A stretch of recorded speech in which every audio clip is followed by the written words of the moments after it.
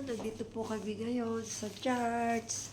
Ngayon ay prayer meeting. Dito pa po namin yung aming mga kapatid sa Panginoon. Darating sila coming soon.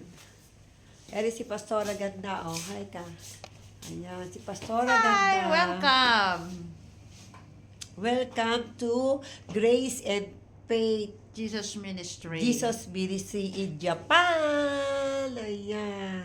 Siya yung pastora dito at Eri naman po yung kanyang asawang bishop na pastor. Hello. Hello. Ayan. Good evening, konbanwa. Ayan, kanbawa. Ay, magandang gabi. Magandang kami, bayan. Alin dito ang Facebook nito? Ang dami. Ayan, nandito kami.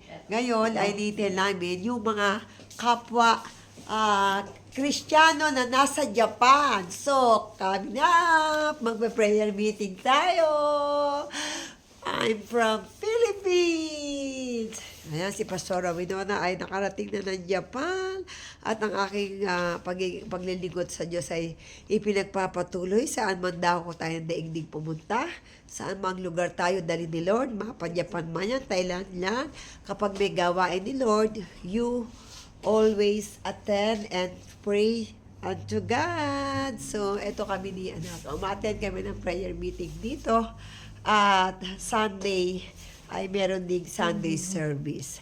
So, kaya tayo, pag tayo tinawag ni Lord, saan man daw tayo na daigdig pumunta, at kapag may gawain, ay kailangan tayo ay dumalo at unahin natin ang pagpapasalamat at pagpapraise and worship unto God dahil lahat ng pabor, pag-iingat at pagmamahal niya ay ating nararanasan.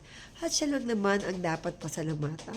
Kaya, glory to God! Thank you, Lord, sa favor and blessing na ibinigay mo sa aming mag-ina dito sa Japan, in Tokyo. At marami kami talagang nalibot na lugar.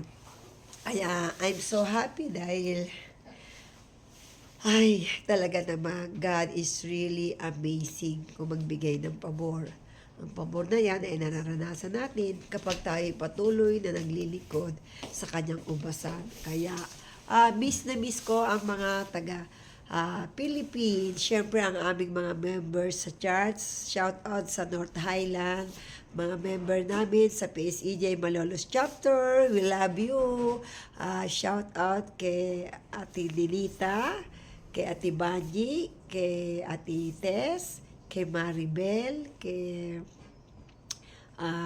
Ate Janet, kay Ate Jennifer, siyempre kay sino yung Banji, at saka si Ate Dolor. Ayan.